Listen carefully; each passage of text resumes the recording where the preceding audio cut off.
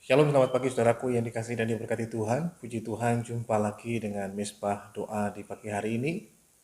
Biarlah kiranya pagi hari ini kita persiapkan hati dan seluruh kehidupan kita untuk datang kepada Tuhan dalam hadirat-Nya, bersyukur dan mempermuliakan nama Tuhan. Sebab hari ini adalah hari yang baru yang Tuhan jadikan buat setiap kita. Penuh sukacita, rahmat, bahkan damai sejahtera yang daripada Tuhan. Mari kita bersyukur kepada Tuhan yang hidup. Ku bersyukur Bapa, ku bersyukur Tuhan, buat kasih setiamu di dalam hidupku. Ku bersyukur,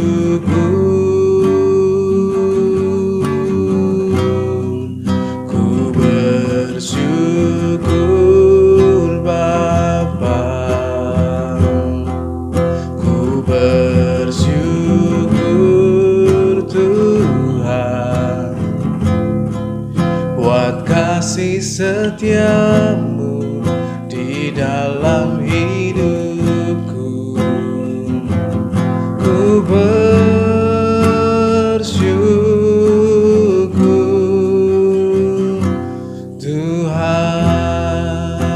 banyak yang telah kau perbuat,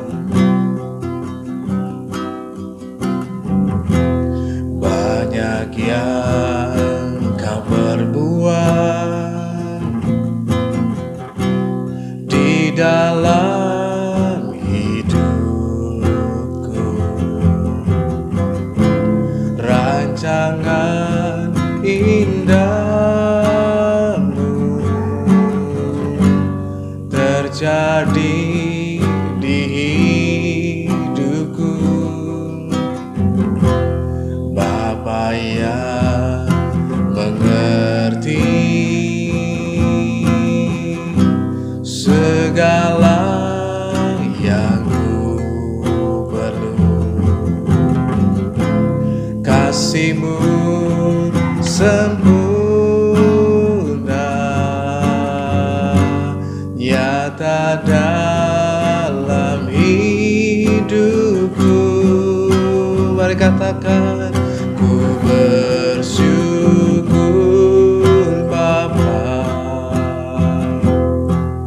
ku bersyukur Tuhan, buat kasih setiamu di dalam hidupku. Ku bersyukur, haleluya. Ku bersyukur Bapa, ku bersyukur Tuhan, buat kasih setiamu di dalam hidupku. Ku bersyukur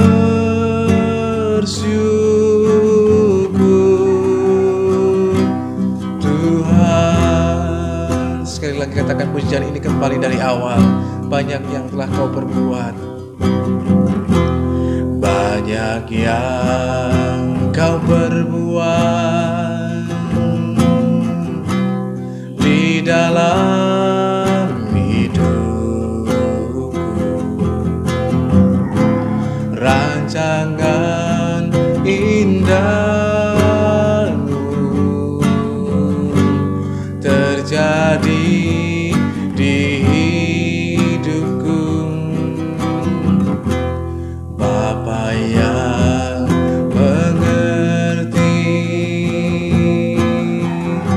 segala yang ku perlu, kasih-Mu sempurna nyata dalam hidupku. Ku bersyukur Bapa, ku bersyukur Tuhan, setiamu di dalam hidupku. Ku bersyukur, haleluya. Ku bersyukur Bapa, ku bersyukur Tuhan, buat kasih setiamu di dalam hidupku. Ku bersyukur, ku bersyukur Bapa, ku bersyukur Tuhan, buat kasih setiamu di dalam hidupku. Ku bersyukur, ku bersyukur Bapa, haleluya. Ku bersyukur Tuhan, buat kasih setiamu di dalam hidupku. Ku bersyukur,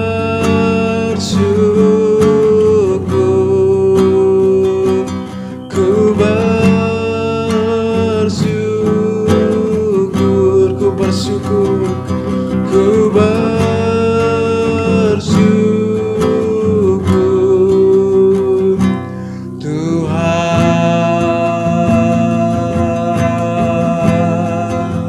Ku bersyukur Tuhan, buat kasih setiamu Tuhan, buat rancangan indahmu bagi setiap kami. Sungguh kami bersyukur.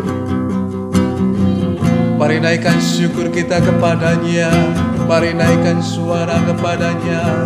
Bersyukurlah di hadapannya, sebab Tuhan itu baik untuk selama-lamanya.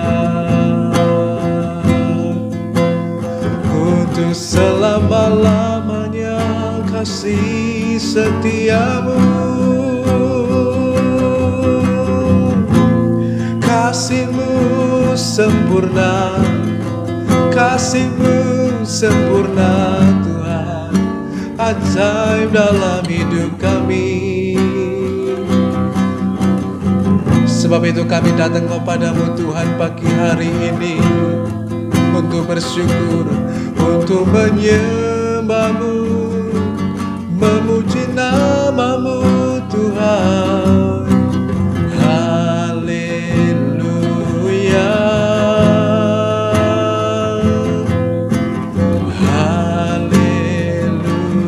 haleluya. Sebab Engkau baik Tuhan, sebab Engkau baik Tuhan. Ajaib perbuatan tangan-Mu, ajaib perbuatan tangan-Mu Tuhan. Haleluya.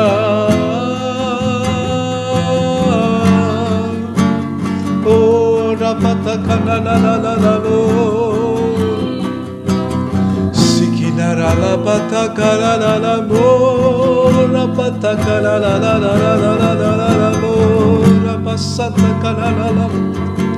Sikidira para patakana la mala mala mala mala. Sikidara patakana la mala mala mala mala maya la maya sera patakana la mo. Haleluya.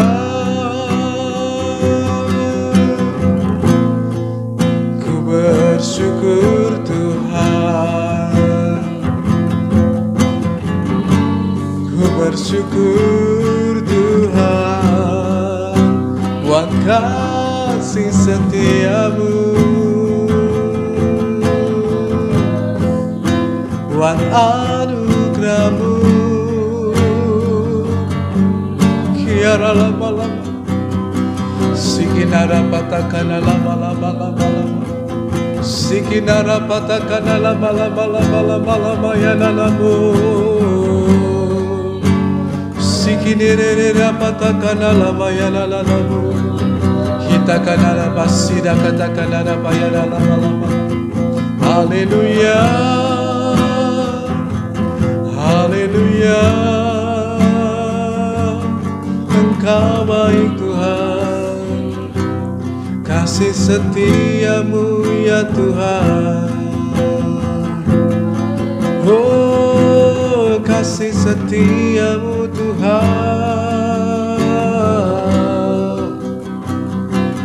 Ku bersyukur menyembahmu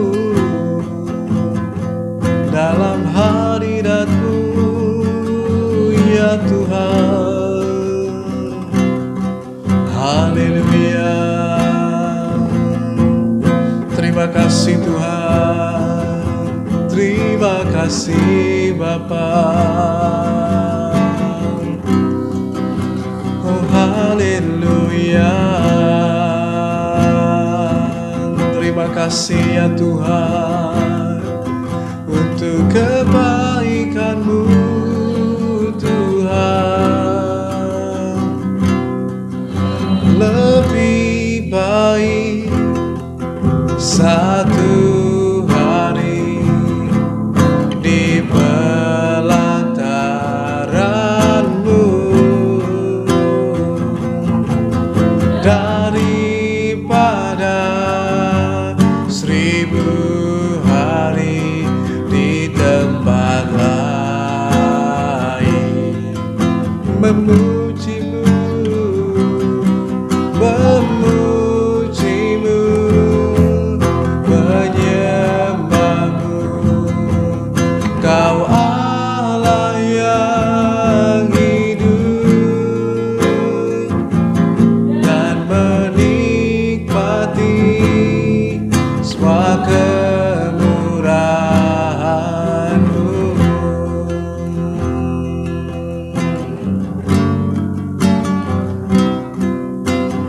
Satu hal yang ku rindu, berdiam di dalam rumah-Mu. Satu hal yang ku pinta,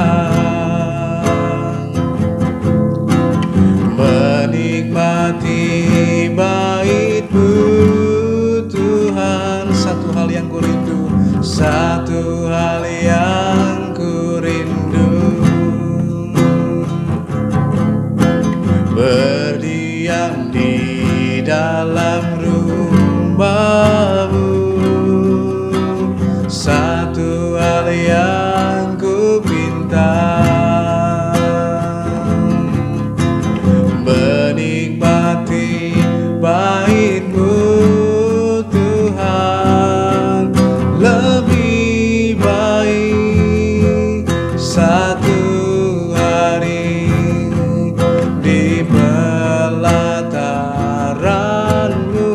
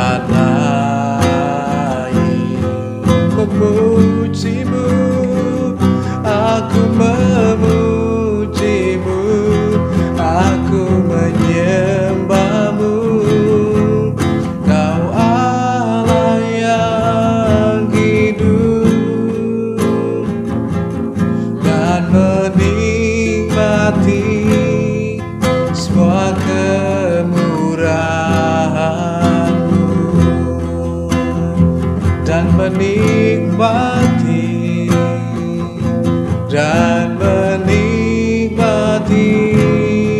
semua kemurahan-Mu, dan menikmati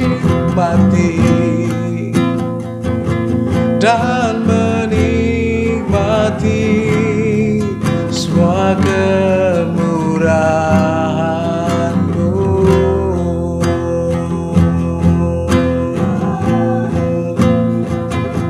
dan menikmati semua kemurahan-Mu, semua kebaikan-Mu Tuhan.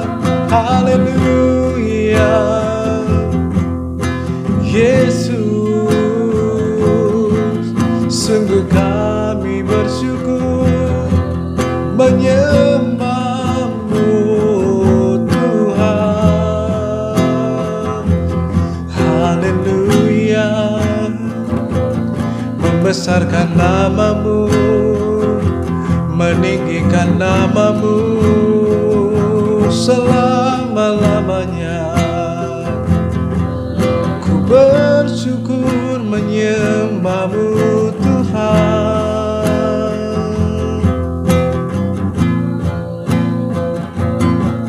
Ku bersyukur menyembah-Mu Tuhan. Engkau Raja yang kekal, Engkau Tuhan yang hidup. Oh, rapatakan alam, sikinara papapatakan alam, serabarararabo, hinara sekinata kanarararabo, rapasikita kanalama, sikinara la masih. Terima kasih Roh Kudus, ku bersyukur Tuhan.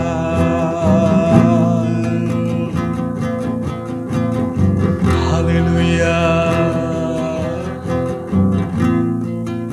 Terima kasih ya Tuhan, Kau kuatkan aku bertahan, Kau harapan dalam kesesakan, Kau buktikan kesetiaan-Mu Tuhan. Engkau Allah Immanuel, Kau kuatkan aku bertahan, Kau harapan dalam kesesakan, Kau buktikan kesetiaan-Mu Tuhan.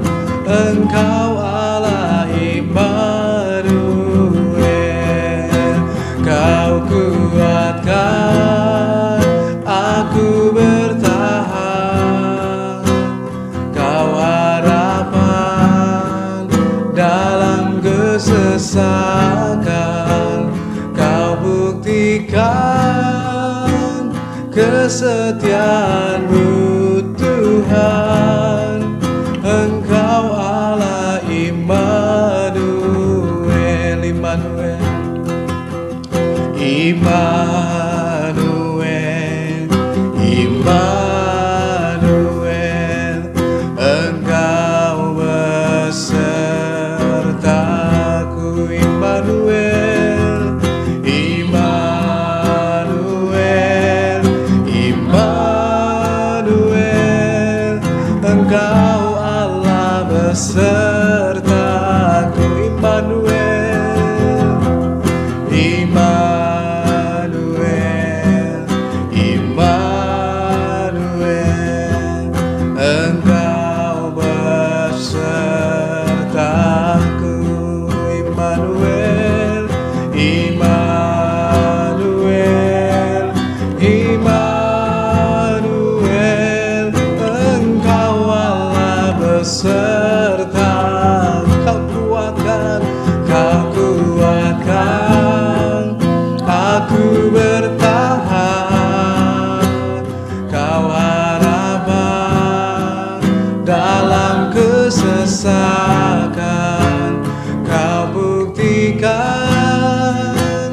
kesetiaan-Mu Tuhan. Engkau Allah Immanuel, Engkau Allah Immanuel, Engkau Allah Immanuel, Engkau Allah Immanuel. Saudaraku yang dikasihi dan diberkati Tuhan, pada pembacaan kita di bagian terakhir dari pasal yang ke-12 ini, ayatnya yang ke-28, maka di situ kita akan mendapati bahwa firman Tuhan memberitahukan kepada kita ada dua jalan. Nah, hidup kita ini adalah hidup dalam perjalanan. Sehingga orang mengatakan life is a journey, bahwa hidup itu adalah sebuah perjalanan. Hanya persoalannya jalan mana yang sedang dan sementara kita tempuh dalam hidup kita. Karena entah kita sadari atau tidak, setiap jalan yang kita tempuh itu pasti akan mengarah pada sebuah tujuan. Apakah kepada kebahagiaan yang semu sementara dan kemudian ujungnya membawa pada penyesalan, atau membawa pada kebahagiaan yang bernilai kekal di dalam Tuhan, membawa pada kehidupan atau pada kematian dan kebinasaan, membawa kita pada hidup yang mengalami anugerah yang besar dalam Tuhan, menuju pada kemuliaan dan panggilan surgawi, atau hidup yang menuju pada hal yang salah dan keliru. Nah, kita semuanya perlu dalam kehidupan kita mengevaluasi kembali kehidupan setiap kita. Jalan mana yang sedang kita tempuh? Nah, firman Tuhan memberitahukan kepada kita semuanya pagi hari ini lewat Amsal pasal yang ke-12 ayat yang ke-28. Firman Tuhan mengatakan, di jalan kebenaran terdapat hidup, tetapi jalan kemurtatan menuju maut. Kalau saudara ingat kembali lagu sekolah minggu yang mengatakan, di dalam dunia ada dua jalan. Kemudian digambarkan ada jalan yang lebar dan tapi juga ada jalan yang sempit. Nah, kalau kita pilih jalan yang lebar, nah banyak orang memilih jalan yang lebar, yang gampang, yang bebas dan lain sebagainya. Tapi tanpa disadari ujungnya menuju pada kematian, pada kebinasaan yang kekal. Tetapi jalan yang sempit jarang sekali orang mau memilih, karena sempit, sulit dan lain sebagainya. Sehingga orang memilih jalan yang mudah, jalan pintas dan lain sebagainya. Tetapi ujungnya menuju pada sesuatu hal yang benar di dalam Tuhan, jalan yang sempit itu. Nah, pagi hari ini kita belajar lewat firman Tuhan, ada beberapa hal yang saya mau share dan bagikan bagi saudara. Dan sekali lagi, perlu saudara menyiapkan catatan supaya saudara dapat mencatat berkat firman Tuhan apa yang kita dapat di pagi hari ini. Sehingga ketika kita menuliskan setiap berkat rema firman Tuhan, dan itu akan menguatkan kita kembali pada saat kita kemudian menyediakan waktu dengan sengaja untuk kita mau belajar kembali. Maka kita akan memperoleh hal yang lebih banyak lagi, hal yang lebih dahsyat lagi, lebih dalam lagi dari Tuhan. Kebenarannya disampaikan, diberitahukan kepada kita secara tajam dan berbeda. Kalau kita melihat lagi dari firman Tuhan, bagaimana murid-murid Tuhan, seringkali Tuhan Yesus menyampaikan segala sesuatunya lewat perumpamaan. Nah, kalau hanya sekedar perumpamaan, orang gak akan ngerti. Orang tidak akan paham maksud perumpamaan ini apa, tujuannya untuk apa, dan lain sebagainya. Tetapi ketika murid-muridnya setelah mendengar perumpamaan bersama dengan orang banyak, dan ketika kemudian hanya tinggal Yesus sendiri, maka mereka datang kepada Tuhan Yesus dan kemudian menanyakan kepadanya, Tuhan, tadi maksud perumpamaan itu apa? Maka Tuhan akan menjelaskan kepada mereka secara detail, secara terperinci, secara akurat. Dan mereka mendapatkan sesuatu hal yang berbeda, yang orang lain tidak dapat, mereka mendapatkannya. Yaitu bagi mereka yang punya rasa haus dan lapar akan Tuhan. Demikian juga yang saya sampaikan kepada saudara, betapa pentingnya dalam hidup kita untuk juga menuliskannya dan mencatatnya, dan kemudian kita membaca dan merenungkan kembali, bahkan menyelidikinya. Anda akan mendapatkan sesuatu hal yang lebih banyak lagi, lebih dalam lagi, lebih tajam lagi. Tuhan akan menyampaikan kepada setiap kita, sehingga kita makin mengerti dan bertumbuh terus dalam pengenalan yang benar akan Tuhan. Oleh karena itu, bagian yang pertama, saudara dikasih Tuhan, di sini dikatakan hal yang sama. Ada jalan kebenaran, tapi juga ada jalan kemurtatan. Ada dua jalan. Nah, tinggal bagian kitalah yang akan memilih. Nah, setiap jalan tentunya punya tujuan. Jalan dibuat dengan sebuah tujuan agar itu membawa kita sampai pada tujuan tertentu. Jalan dimaksudkan ketika dibuat itu supaya kita bisa sampai kepada sebuah tujuan. Nah, dalam kehidupan kita juga sama. Setiap jalan yang kita ambil, yang kita tempuh dalam kehidupan kita ini memiliki sebuah tujuan di dalamnya. Nah, kita harus mengerti akan hal ini sehingga kita tidak kemudian menempuh jalan yang salah dan keliru. Nah, mumpung kita masih hidup sekarang ini bagian dalam kehidupan kita mengevaluasi kembali. Kita perlu berhenti sejenak dan kita melihat kembali pada diri kita, bukan pada orang lain tetapi pada diri kita. Apakah kita sudah berjalan pada track, pada jalan yang benar atau enggak? Atau justru kita sedang berjalan pada track yang salah, pada jalan dan jalur yang keliru? Aduh, bisa tersesat kita. Seperti halnya kalau kita sedang pergi atau berpergian dengan menggunakan kereta api, terutama ketika kereta apinya ada beberapa jalur, ada jalur pertama, jalur kedua, jalur ketiga, dan lain sebagainya. Nah, kalau kita tidak memperhatikan dengan baik, misalkan kita sudah membeli tiketnya, saya membeli tiket tujuannya ke Jakarta dari Surabaya, dan sebagainya. Nah, kalau kita tidak memperhatikan jalurnya dan lain sebagainya, kita bisa salah naik kereta. Nah, kalau salah naik kereta, bisa salah tujuan. Nah, dalam kehidupan kita juga sama. Terkadang kita mungkin awalnya punya rencana, saya ingin mengalami kehidupan yang baik, yang bahagia, yang benar dan berkenan kepada Tuhan. Tetapi terkadang dalam kehidupan kita bisa mengambil sebuah jalan yang keliru dalam hidup ini. Oleh karena itu betapa pentingnya kita mengevaluasi kembali kehidupan kita. Apakah jalan yang selama ini kita tempuh dalam kita menjalani hidup ini, dalam kita bekerja, berusaha, dalam melayani, dalam segala macam hal yang lainnya, apakah sudah di jalan yang benar atau tidak? Nah, jalan yang benar tentu sesuai dengan kebenaran firman Tuhan. Nah, kalau ini sudah jalannya benar, sesuai dengan kebenaran firman Tuhan, maka pastilah tujuannya menuju pada tujuan yang benar di dalam Tuhan. Karena setiap jalan punya tujuannya, arahnya kemana. Hanya persoalannya, dalam kehidupan kita hari ini, arah hidup kita sedang menuju kemana? Kalau kita sudah mengarah pada arah yang keliru dan salah, yuk segera kita evaluasi dan kemudian kita berbalik ke arah yang benar. Ketika kita mengingat kembali kata bertobat itu artinya kita merubah arah hidup kita. Dulu arah hidup kita pada arah yang salah, pada kebinasaan, tapi ketika kita bertobat dan percaya kepada Tuhan, arah hidup kita berbalik 180 derajat. Jadi yang tadinya kita mengarah pada arah yang keliru dan salah, kemudian kita berbalik arah dan kemudian kita melangkah kepada arah yang benar. Itu adalah sebuah pertobatan.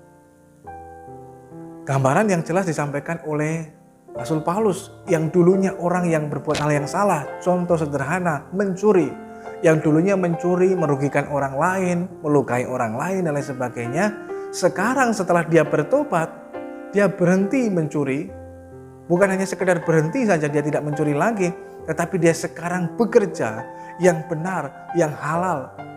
Dan kemudian setelah dia bekerja dengan halal, dengan benar, semua dikerjakan untuk kemuliaan nama Tuhan. Yang dulunya ngambil punya orang, sekarang dia belajar bermurah hati dan memberi kepada orang lain. Itu hal yang jauh berbeda, sangat jauh berbeda. Dulu mencuri, sekarang bekerja dengan halal, dengan benar. Dulu kemudian mengambil punya orang, sekarang setelah dia memperoleh sesuatu dengan cara yang benar, dia juga belajar membagikan dan memberikannya. Dan itulah sebuah gambaran orang yang menuju pada arah yang benar. Harusnya dalam hidupnya ada perubahan. Ketika seseorang menuju pada jalan kebenaran, menuju pada tujuan yang benar di dalam Tuhan, nah hidupnya mestinya ada perubahan. Itu yang pertama. Oleh karena itu mari evaluasi hidup kita dan kita melihat dalam hidup kita pribadi lepas pribadi. Kalau kita suruh evaluasi hidup orang lain, kita paling pinter. Tapi kalau mengevaluasi diri kita, nah itu terkadang kita malas, kita nggak mau. Tapi kita perlu melakukannya supaya kita senantiasa memastikan, kalau ini sedang salah, ayo mesti berubah. Ayo mesti berbalik lagi kepada Tuhan, ayo kembali kepada Tuhan. Dan itulah gunanya kita terus mengevaluasi. Nah, cara mengevaluasi diri kita, kalau ibaratnya orang dalam kehidupannya dengan menggunakan cermin evaluasi. Jangan kita hanya sekedar mengatai orang lain. Orang lain mukanya mungkin kotor dan sebagainya. Padahal ketika kita bercermin, kita lebih kotor. Nah, kita perlu mengevaluasi diri kita seperti halnya kita sedang bercermin. Bercermin pada apa? Pada firman Tuhan. Terkadang kita bercermin pada hal yang salah, mungkin pada perkataan orang lain, tergantung orang. Kalau orang suka dengan kita, berteman dengan kita, mungkin karena nggak enak, dia akan menyampaikan selalu yang baik. Tetapi bila orang tidak suka dengan kita, selalu yang tidak baik, maka kita tidak akan menemukan sebuah gambaran yang tepat atas kehidupan kita. Tetapi bila kita bercermin pada firman Tuhan akan menyampaikan pada kita apa adanya. Kalau ada yang keliru, yang disampaikan keliru, teguran. Bahkan mungkin teguran yang keras, supaya kita bertobat dan berubah dalam hidup ini. Yang kedua, dari firman Tuhan kita perlu belajar bahwa dalam perjalanan kehidupan kita diberikan oleh Tuhan pilihan.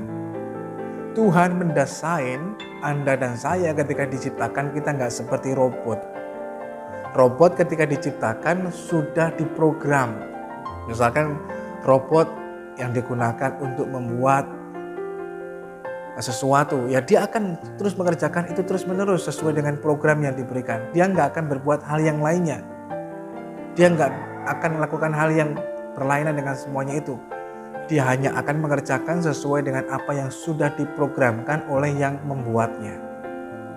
Berbeda dengan robot, setiap kita diciptakan luar biasa oleh Tuhan.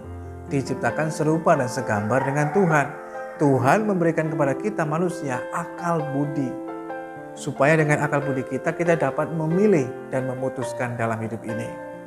Nah, oleh karena itu, tapi bukan berarti kalau kita diberikan kehendak bebas, kita bebas untuk melakukan segala sesuatunya.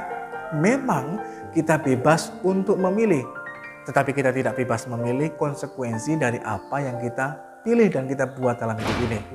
Orang bebas memilih, saya mau lakukan ini, ya terserah. Ini uang saya mau gunakan apa saja, terserah saya. Ini HP saya mau upload apapun, terserah saya.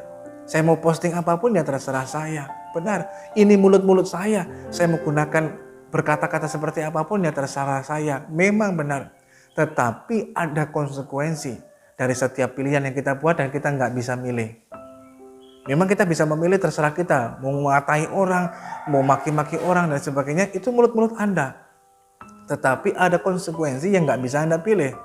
Kalau seseorang kemudian nggak terima dan melaporkannya, dan kemudian Anda menerima konsekuensinya, mungkin masuk penjara dan lain sebagainya.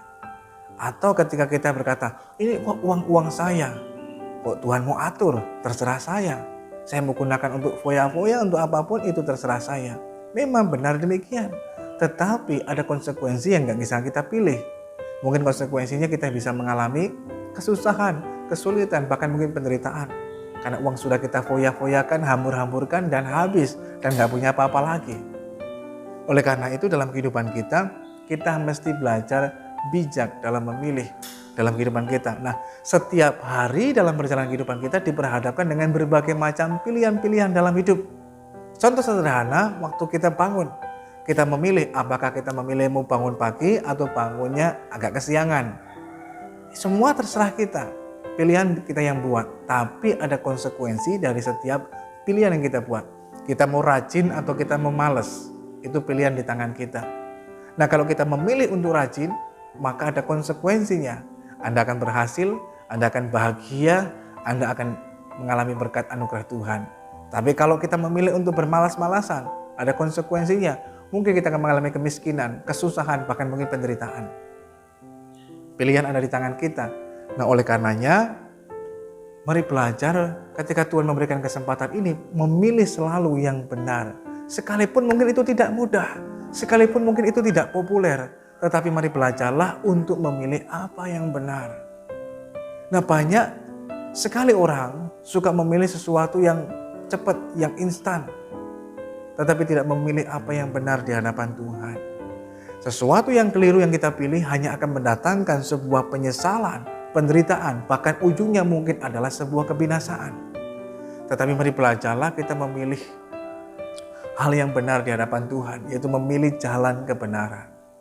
Sebagai contoh dalam praktek hidup kita, pada saat kita hidup, pada saat kita bekerja dan lain sebagainya, kita juga diperhadapkan dengan berbagai macam pilihan.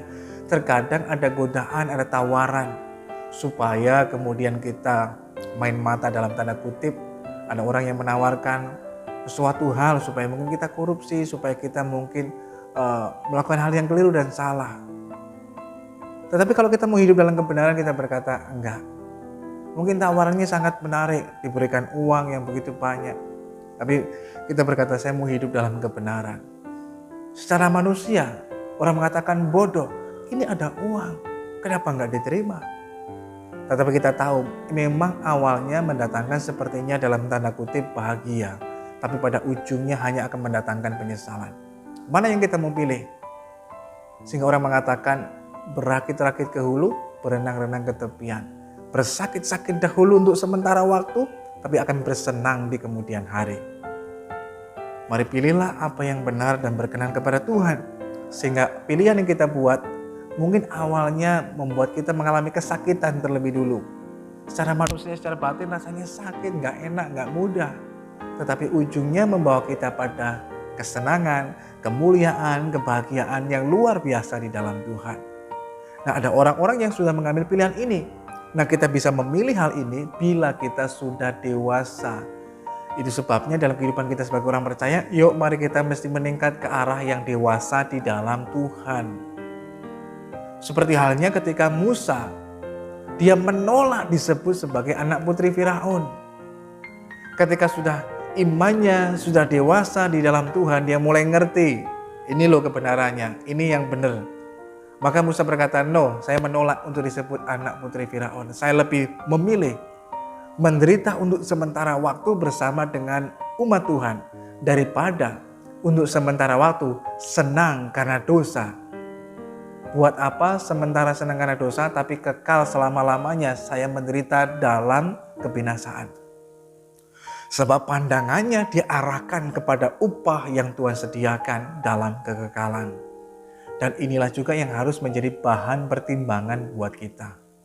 Jangan kita hanya tergiur dengan sesuatu yang sesaat, tetapi kita arahkan hidup kita pada sesuatu yang bernilai kekal dalam Tuhan. Ingat, di dunia ini kita hanya sesaat, hanya berapa tahun, hanya berapa waktu. Tetapi ada sesuatu yang kekal dalam Tuhan. Nah, oleh karena itu pilihlah sesuatu yang bernilai kekal, yang terbaik dalam kehidupan kita. Nah, untuk bisa mengarah kepada itu semuanya, kita harus dewasa. Dewasa dalam iman, pengertian, dan segala macamnya. Seperti halnya, contoh sederhananya kalau kita melihat di negeri kita, di Indonesia ini. Orang yang bisa mendapatkan hak memilih adalah orang yang sudah dianggap dewasa, 17 tahun ke atas. Mengapa demikian? Orang bisa punya pertimbangan untuk memilih presiden siapa, memilih kepala daerahnya siapa, dan lain sebagainya. Dia sudah punya hak pilih, termasuk hak memilih pasangan hidupnya. Sehingga orang yang sudah umur dianggap dewasa boleh untuk menikah. Karena sudah dapat memilih dengan benar. Padahal mungkin pada kenyataannya memang banyak orang secara kronologis umurnya sudah dewasa, sudah tua. Tetapi secara iman, secara kerohanian masih sangat kanak-kanak. Secara karakter masih kanak-kanak. Tapi mari kita belajar meningkatkan supaya kita ngerti, oh ini yang harus kita pilih dan ini enggak. Dan kita berani berkata tidak terhadap dosa, berkata tidak terhadap kompromi dan tawaran hal yang lainnya. Dan kita berkata, saya mau hidup apa yang benar di hadapan Tuhan. Sekalipun mungkin enggak populer, sekalipun enggak disukai orang, sekalipun mungkin terlihat sulit, tapi saya mau menempuh jalan ini. Karena saya tahu, sekalipun secara manusia sulit, tetapi dengan Tuhan, Tuhan akan menolong. Sebuah kesaksian yang baik dari seorang kontraktor, anak Tuhan, yang pada awalnya ketika dia menjadi seorang kontraktor, dia mengalami kesulitan ketika dia mulai berusaha dengan cara yang jujur, cara yang benar, sulit baginya untuk mendapatkan proyek ataupun tender. Dan kemudian orang lain dapat mendapatkannya dengan mudah. Bahkan kemudian teman-temannya menawarkan, sudahlah nggak usah terlalu jujur, nggak usah terlalu benar, jangan sok suci. Ikut dengan kami sajalah. Kita kasih suap dan lain sebagainya. Supaya kita bisa mendapatkan proyek, tender dan lain sebagainya. Itu hal yang biasa, itu yang lumrah, itu sudah wajar di dunia sekarang ini. Tetapi anak Tuhan itu mengatakan, enggak, saya mau belajar hidup yang benar di hadapan Tuhan. Pada awalnya memang ada tantangan iman, sulit baginya mendapatkan proyek dan tender. Tetapi dengan berjalannya waktu, Ketika Tuhan melihat kesetiaannya tetap hidup dalam kebenaran, membuahkan hasil yang indah. Kemudian mulai satu persatu orang mempercayakan kepadanya untuk mendapatkan proyek dan tender, dan dia mengerjakan dengan yang terbaik, dengan maksimal, dengan optimal, seperti untuk Tuhan. Dan hasilnya luar biasa, dia percayakan lebih banyak lagi, tanpa dia harus memberikan fee atau memberikan sesuatu hal yang lainnya, supaya dapat memuluskan untuk mendapatkan proyek. Tapi dengan bekerja yang terbaik, maka kemudian orang mempercayakan kepadanya proyek-proyek yang selanjutnya sampai usahanya bisa berkembang besar. Nah, terkadang juga dalam hidup kita juga mengalami hal yang sama. Ada tantangan iman. Pada saat kita lakukan hal yang benar, loh kok malah saya mengalami kesulitan? Loh kok malah saya mengalami himpitan? Saudaraku yang dikasihi Tuhan, jangan menyerah. Jangan berkecil hati. Tetapi kita harus tahu bahwa itu bagian dari tantangan iman yang harus kita alami. Tapi di balik semuanya itu ada hal yang indah, kebahagiaan, sukacita, kemuliaan yang Tuhan sediakan buat setiap kita. Yang terakhir, saudara dikasihi Tuhan, sayangnya orang lebih senang mencari jalan yang mudah. Seperti pujian sekolah minggu mengatakan, orang lebih suka mengambil jalan yang lebar. Nah, lebar itu gambaran dari sesuatu yang bebas, yang gampang, yang gak ada batasnya, yang bisa menghalalkan segala macam cara, ngambil jalan pintas seenaknya seserah orang. Orang suka ngambil jalan ini, jalan yang lebar. Tapi orang tidak tahu kalau muaranya, tujuannya, akhirnya hanya menuju pada penyesalan, penderitaan, bahkan kebinasaan. Orang gak mau memilih jalan yang sempit. Siapa yang suka memilih jalan sempit? Hanya sebagian kecil orang. Karena mereka berkata, aduh ikut Tuhan sulit sekali. Jalannya sempit, gak boleh ini, gak boleh itu, dan lain sebagainya. Terkadang orang berpikir demikian. Padahal sebenarnya Tuhan bukan kemudian mempersempit gerak kita. Tetapi ketika kita hidup dalam kebenaran, ya memang harus banyak tantangannya. Banyak kesulitan yang mungkin kita harus hadapi. Karena kita gak boleh kompromi, karena kita hidup dalam kebenaran, jujur, dan lain sebagainya. Tetapi kita tahu arahnya mau menuju kemana. Sesuatu hal yang tidak akan pernah kita sesali, tapi kita syukuri dan kita banggakan, yaitu pada kemuliaan yang kekal dalam Tuhan. Persoalannya, kita mau suka yang mana? Yang awalnya lebar, yang bebas, terserah saya, tapi tujuan akhirnya menuju pada kebinasaan, atau jalan yang sempit, tapi membawa kita pada kemuliaan di dalam Tuhan. Orang gak suka menderita, orang sukanya seneng terus. Tetapi kita belajar sebagai anak Tuhan, kita juga dipanggil bukan hanya sekedar percaya, tapi juga menderita buat Tuhan. Penderitaan tidak selalu serta-merta berbentuk penganiayaan dan lain sebagainya. Terkadang ketika kita hidup benar pun, secara batin kita bisa sepertinya mengalami penderitaan. Ketika orang lain bisa seenak mereka menghalalkan segala macam cara, atau mengambil jalan pintas, dan mereka mendapatkan keuntungan yang cepat, kekayaan yang cepat, jabatan yang cepat. Tapi kita kerjanya sudah setia dengan baik, tapi kok gitu-gitu terus. Nah, itu juga kan merupakan penderitaan secara batin. Tapi disitulah kita belajar, saya mau hidup bagi Kristus, hidup benar. Sekalipun mungkin kita menderita, tapi kita tahu ujungnya mau kemana. Dan itu tidak akan kita sesali, akan membawa kita kepada hidup yang kekal di dalam Tuhan. Mari kita mau datang kepada Tuhan. Bapa Surgawi, kami mengucap syukur lagi padamu Tuhan pagi hari ini buat kasih dan anugerah-Mu. Kami telah dengar firman-Mu yang mengingatkan dan mengajarkan lagi pada kami Tuhan. Agar dalam hidup kami terus berjalan pada jalan kebenaran-Mu. Sekalipun jalan itu mungkin terlihat sempit, sulit, dan sepertinya mungkin mustahil untuk dilalui. Tapi kami percaya ketika kami berjalan pada jalan kebenaran-Mu, dalam tuntunan-Mu Tuhan, kami akan sampai pada tujuan yang Tuhan kehendaki. Sekalipun mungkin banyak hambatan, banyak rintangan, tapi kami tidak akan menyerah. Karena kami tahu Tuhan memberikan kekuatan bagi kami untuk kami dapat mampu menjalaninya bersama dengan Tuhan. Pagi hari ini memberkati Tuhan buat bangsa dan negara kami. Kasih dan anugerah-Mu ada atas Indonesia. Kemurahan-Mu, kebaikan-Mu turun atas negeri ini Tuhan. Sehingga negeri ini mengalami pertolongan Tuhan, campur tangan Tuhan dan kebaikan Tuhan. Sehingga terus nantiasa ada kemuliaan Tuhan bagi Indonesia. Memberkati pemerintahan di pusat sampai di daerah, presiden, wakil presiden, bahkan seluruh jajaran menteri yang ada, TNI, Polri, bahkan sampai di daerah kami di tempat ini pun Tuhan memberkati mereka semuanya, agar mereka diberikan kesehatan, kekuatan, tapi juga hikmat daripada Tuhan, dapat menjalankan tugas tanggung jawab mereka dengan segala baik, sehingga roda pemerintahan berjalan dengan baik, semua mendatangkan kesejahteraan dan kebaikan bagi seluruh masyarakat, baik yang ada di bangsa ini maupun di daerah kami di tempat ini Tuhan. Kami berdoa buat setiap kami boleh mengikuti doa pagi ini Tuhan, biar kiranya berkat anugerah-Mu ada atas setiap kami yang memberkati kesehatan kami, rumah tangga dan keluarga kami, usaha pekerjaan kami dan lain sebagainya. Walaupun sebentar selesai doa ini kami akan kembali melanjutkan aktivitas kehidupan kami. Sertai kami, beri hikmat, kekuatan, tapi juga pemeliharaan dan perlindungan-Mu nyata atas kehidupan setiap kami semuanya. Terima kasih Tuhan yang baik. Saudaraku yang dikasihi Tuhan, mari arahkan hidup kita pada Tuhan dan terimalah berkat Tuhan. Biar kiranya pagi hari ini turunlah atas saudara sekalian berkat damai sejahtera dari Allah Bapa, kasih karunia dari Kristus Yesus Tuhan, persekutuan pertolongan Roh Kudus akan terus menolong dan menyertai setiap kita. Tuhan memberkati engkau dan melindungi engkau. Tuhan menyinari engkau dengan wajah-Nya dan memberikan engkau kasih karunia. Tuhan menghadapkan wajah-Nya kepadamu dan memberikan engkau damai sejahtera. Terimalah berkat Tuhan dalam nama Tuhan Yesus Kristus, Juru Selamat kita yang hidup. Mulai pagi hari ini sampai Maranatha Tuhan datang pada kali yang kedua menjemput gerejanya, bahkan sampai selama-lamanya. Mari yang bersyukur dan menerima berkat Tuhan bersama kita katakan, haleluya, amin. Selamat pagi, selamat beraktivitas. Tuhan Yesus menyertai dan mengasihi saudara.